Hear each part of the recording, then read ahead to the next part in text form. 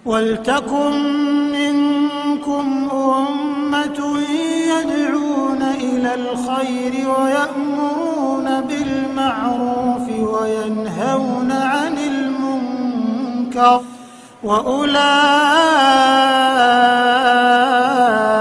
هُمُ الْمُفْلِحُونَ. Sedikit untuk 30 poin ini adalah Bapak Imam kita, seperti yang kita tahu bahwa ada beberapa jamaah yang sudah berubah kepahamannya itu karena mereka ya punya paham yang lain. Di samping mereka punya kepahaman yang lain, ngajak jamaah untuk keluar dari jamaah juga itulah. Gitu. Nah, ini ada beberapa tanggapan-tanggapan mereka, di situ disebutkan 30 macam dan itu sebagai pembeda. Gitu. Artinya ini versi jamaah, ini versi mereka gitu. Makanya ini perlu dibacakan juga ke satu-satunya jamaah gitu.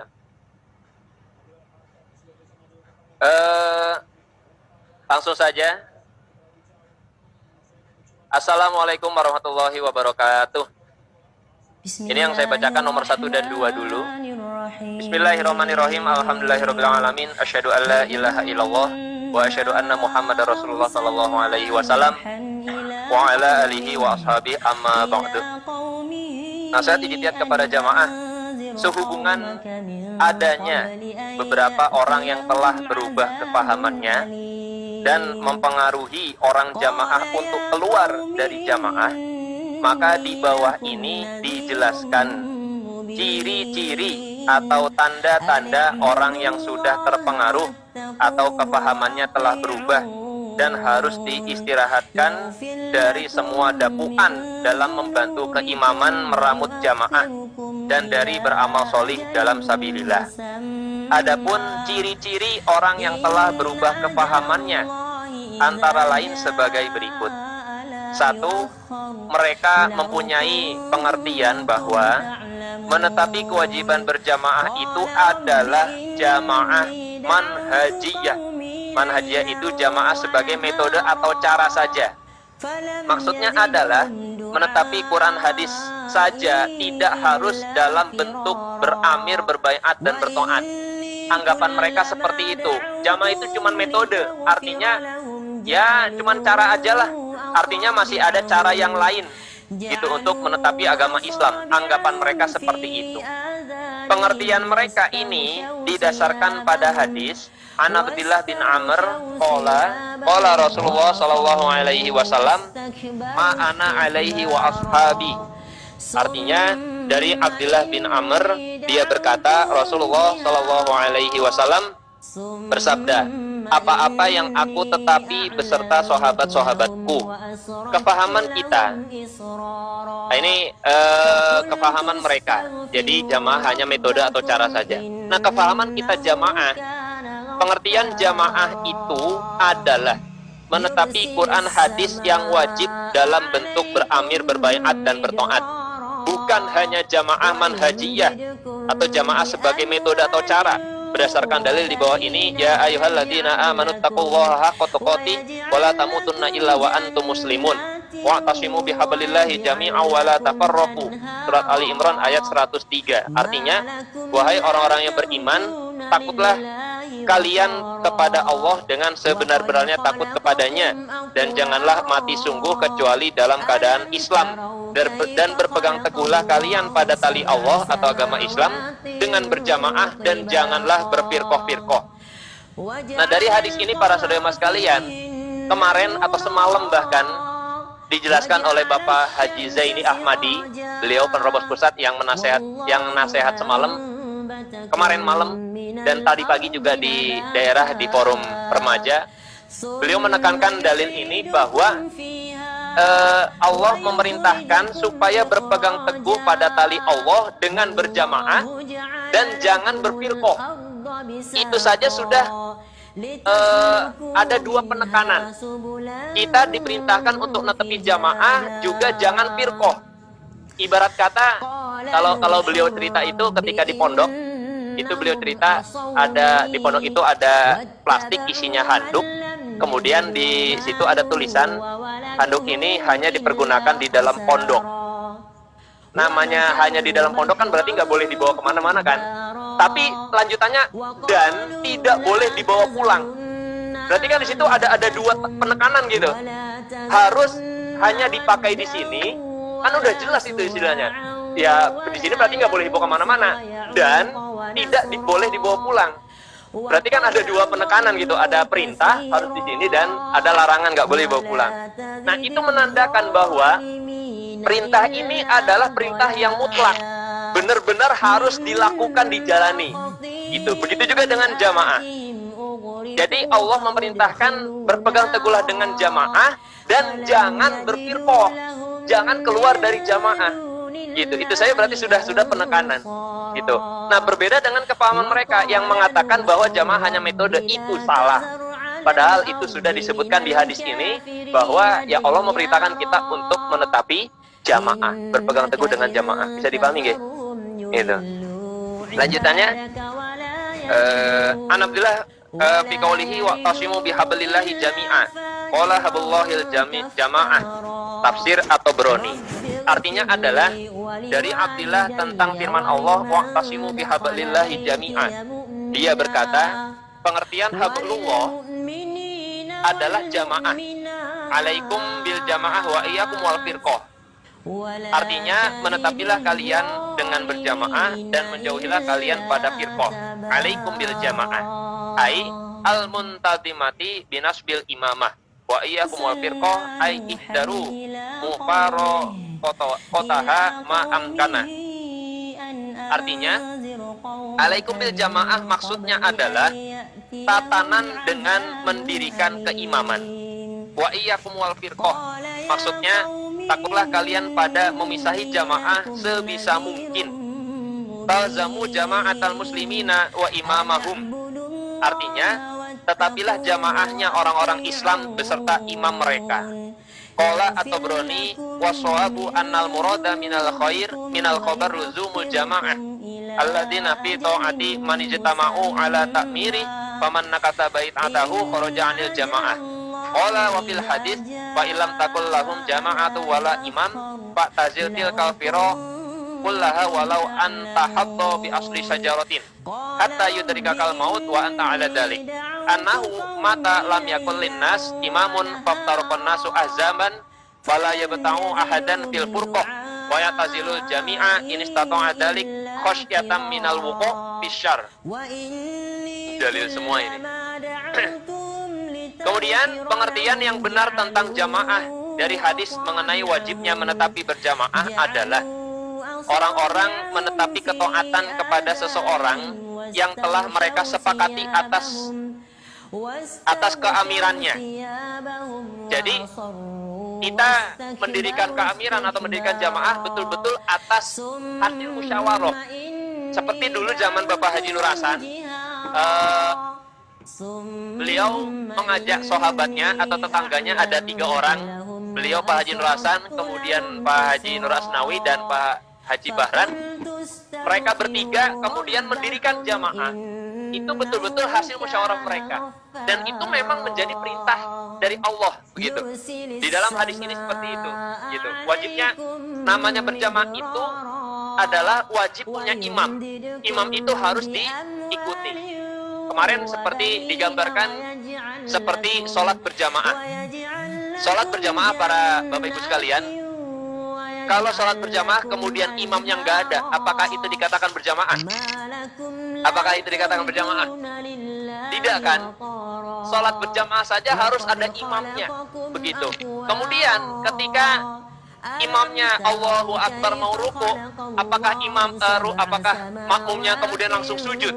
Enggak kan? Yang ngikutin. Gitu. Itu gambaran kecil atau gambaran sedikit mengenai jamaah gitu. Jamaah harus punya imam, lalu imam itu harus diikuti, harus ditaati selama perintahnya tidak maksiat. Barang siapa yang merusak baiatnya, maka dia keluar dari jamaah. Imam At-Tabrani mengatakan, dan di dalam hadis, jika amir ada bagi mereka jamaah dan imam, maka memisahilah kamu pada semua firqah walaupun kamu menggigit pangkalnya pohon. sampai kematian menjumpai dan kamu tidak di dalam keadaan demikian itu. Jadi bahkan disebutkan kalau sampai kamu tidak menjumpai jamaah di sekitarmu, jamaah itu hanya kamu tok, kamu nggak bisa kemana-mana, maka ya sudah, kamu memisahilah diri kamu, tidak bergabung dengan mereka, bahkan sampai-sampai kamu harus merelakan sampai menggigit pangkalnya pohon. Supaya apa? Supaya kamu menjaga jamaah kamu. Gitu. Kalau mungkin kalau kondisi sekarang tidak sampai seperti itu, insya Allah ya. Artinya kalau misalkan jamaah masih bisa lancar lah, masih bisa nyambung gitu. Atau barangkali jamaah yang jauh rumahnya tuh masih bisa nyambung. Nah ini kalau seandainya betul-betul tidak ada jamaah itu hanya kamu sendiri di tempat itu, di wilayah itu, maka sudah, kamu harus tetap netepin jamaah, sekalipun kamu harus menggigit pangkalnya pohon, kamu harus tetap jamaah sampai mati. Gitu. Ini menandakan saking wajibnya netepin jamaah, tidak boleh mengikuti pada mereka yang selain jamaah. Begitu.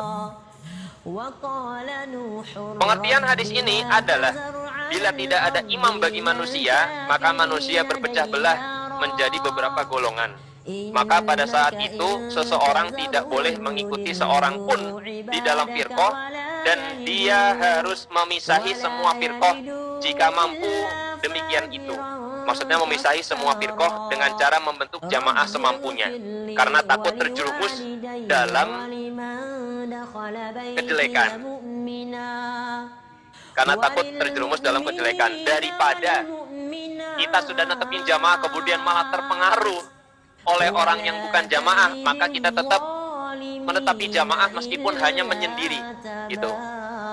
Berdasarkan pengertian di atas, untuk menghindari hidup dalam keadaan firqah yang menyebabkan masuk neraka, maka kita wajib membentuk jamaah di dalam beribadah kepada Allah dengan menetapi Quran hadis, walaupun diawali oleh hanya 3 orang, yaitu dengan mengangkat salah satu sebagai imam dengan cara dibaiat. Begitu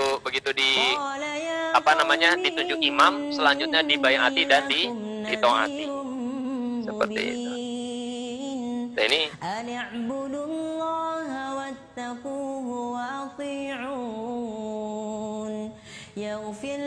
panjang deh.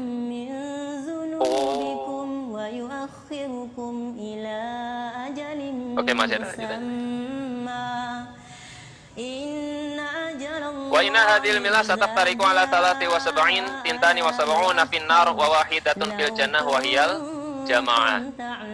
Artinya, dan sesungguhnya orang ahli kitab sebelum kalian telah berpecah belah menjadi 72 agama, dan agama ini Islam akan berpecah belah menjadi 73 golongan. Yang 72 masuk ke neraka dan yang 1 masuk surga, yaitu al-jamaah. Wa inna hadil milah yakni ummatahu sallallahu alaihi wasallam. Wa hiya ai al-wahidatul lati fil jannah, yaitu al-jamaah. Ai ahlul Quran wal hadis wal fiqhi wal ilmil ladina jatama'u ala tiba'i athari sallallahu alaihi wasallam bi jami'il ahwal kulliha wa lam yabtadi'u bit tahrif wat taghyir wa lam yubaddilu bil ara'il fasidah. Artinya, sesungguhnya agama ini yaitu umat Nabi Muhammad sallallahu alaihi wasallam, dan satu golongan itu maksudnya adalah satu golongan yang masuk dalam surga, itu jamaah. Maksudnya adalah ahli Quran, ahli hadis, ahli fikih, ahli ilmu yang sepakat untuk mengikuti sunnah Nabi Shallallahu Alaihi Wasallam dalam semua keadaan dan tidak memperbarui dengan cara menyimpangkan, merubah dan tidak mengganti dengan berbagai pemikiran yang batil atau yang salah. Adapun kesepakatan dari ahli Quran, ahli hadis, ahli fikih, dan ahli ilmu hanya dapat dilakukan dengan membentuk jamaah yang beramir, berbaiat, dan bertoat. Jadi hanya itu. Gitu.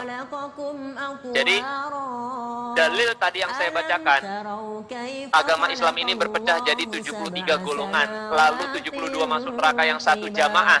Nah, jamaah yang dimaksud ini, yang masuk ke dalam surga ini adalah dengan catatan atau dengan syarat, yaitu ahli Quran wal hadis wal fiqh. Gitu. Ahli Quran maksudnya adalah dia berpenobankan dengan Al-Quran dan Al-Hadis. Begitu. Yang selanjutnya adalah bahwa jamaah yang masuk ke dalam surga ini adalah jamaah yang punya imam, kemudian imam itu dibaiat dan yang selanjutnya ditaati. Seperti itu. Berarti apa yang kita sudah tetapi saat ini adalah sudah pas begitu, saudara jamaah sekalian. Jangan sampai ya apalagi pandangan-pandangan mereka ini jamaah ya hanya metode cara, nggak perlu ada imam, nggak perlu ada baiat dan segala macam. Wah, salah besar. Padahal hadis ini sudah jelas mengatakan bahwa cara yang pas itu ya seperti yang kita tetapi saat ini. Itu sudah pas, sudah sesuai. Qala asy-Syatibi annal jamaah raji'atun ilal ijtima' alal imam al-muwafiqah lil kitabi wa sunnah wa dzalika dhahirun bi annal ijtima' ala ghairi sunnah kharijun an maknal jamaah al-mazkur bil ahadits al-mazkurah kal khawarij wa man jaro majrahum. Artinya Imam Asy-Syatibi berkata, sesungguhnya pengertian jamaah kembali pada kesepakatan dari orang-orang Islam atas imam sesuai dengan kitab dan sunnah. Dan demikian itu mengandung pengertian yang jelas bahwa sepakat atas imam selain sunnah keluar dari pengertian jamaah seperti yang dimaksud dalam hadis yang telah disebutkan tentang jamaah, seperti Khawarij zaman dulu dan orang yang berjalan di jalan mereka. Dari penjelasan di atas dapat disimpulkan bahwa yang dimaksud membentuk jamaah dengan mengangkat imam adalah berbaiat kepada imam tersebut berdasarkan Quran dan hadis. Adapun mengangkat imam dan tidak berdasarkan Quran hadis bukanlah pengertian jamaah yang diperintahkan Allah dan Rasul. An Abdullah bin Amr qala Rasulullah sallallahu alaihi wasallam wa taftariqu ummati ala 73 millah kulluhum finnar illa millata wahidah. Qalu wa man hiya ya Rasulullah? Qala ma ana alaihi wa ashabi. Artinya dari Abdullah bin Amr, dia berkata, Rasulullah Shallallahu Alaihi Wasallam bersabda, dan umatku akan berpecah belah menjadi 73 agama. Kesemuanya itu masuk neraka kecuali satu agama. Mereka berkata, dan siapakah itu wahai Rasulullah? Nabi bersabda, apa-apa yang aku tetapi bersama sahabat-sahabatku. Nah, pengertian hadis ma'ana alaihi wa ashabi dan wahiyal jamaah adalah mengikuti sunnah Nabi dalam semua perilaku Nabi yang dikerjakan bersama para sahabat, termasuk dalam hal melaksanakan kewajiban berjamaah dengan beramir, berbaiat dan bertaat. Berdasarkan sabda Rasulullah Sallallahu Alaihi Wasallam, man ata'ani faqad Allah, wa man asani faqad asallah, wa may yuti'il amira faqad ata'ani, wa may ya'sil amira faqad asani. Artinya, barang siapa yang taat kepadaku Nabi Muhammad, maka sungguh dia taat kepada Allah, dan barang siapa yang menentang kepadaku Nabi Muhammad, maka sungguh dia menentang kepada Allah. Dan barang siapa yang taat kepada amir, maka sungguh dia taat kepadaku Nabi Muhammad, dan barang siapa yang menentang kepadaku amir, maka sungguh dia menentang kepadaku Nabi Muhammad. Para saudara jamaah, di zaman Nabi dulu, di sini kan sudah disebutkan jamaah yang dimaksud Nabi adalah jamaah yang aku tetapi bersama para sahabat yang lain.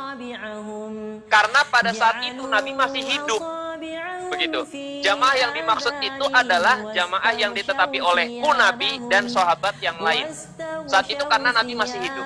Nah sekarang Nabi sudah tidak ada. Nabi pernah mensabdakan di hadis ini tadi barusan bahwa setelah aku Nabi, maka selanjutnya akan digantikan dengan kerajaan. Kerajaan ini maksudnya adalah seorang amir, seorang imam, yang mana imam ini adalah ditunjuk dari para jamaah yang lain. Begitu. Nah jamaah ini, kalau sekarang karena jamaah sudah banyak, tidak mesti dipilih seperti pemilihan umum. Jadi pokoknya ada pemilihan imam, itu enggak ada gitu istilahnya. Enggak ada. Jadi pemilihan imam ini adalah jamaah-jamaah yang ditunjuk di sekitarnya. Begitu. Kalau dulu waktu zaman Pak Haji Nur Hasan ya karena bertiga itu, maka ya bertiga itulah yang dipilih salah satunya siapa. Mereka bermusyawarah siapa salah satunya yang jadi imam. Nah makanya zaman Nabi dulu karena masih ada Nabi ya, jamaah itu yang didirikan oleh Nabi. Nah sekarang karena Nabi sudah tidak ada, maka Nabi itu mentabdakan bahwa setelahku Nabi akan ada seorang imam. Seperti itu. Maka imam itulah yang akan mendirikan jamaah bersama para jamaahnya. Seperti itu, bersama para ru'yahnya. Gitu. Bisa dipahami gitu maksudnya gitu. Jadi tuntunan jamaah yang dimaksud adalah jamaah itu yang punya imam. Imam itu dibaiat lalu ditaati. Gitu. Lah kok mereka mengatakan bahwa imam itu bid'ah. Kemudian imam itu adalah seorang presiden. Gitu. Lah sedangkan namanya imam itu kan harus laki-laki, sedangkan presiden kita kan pernah perempuan, betul tidak?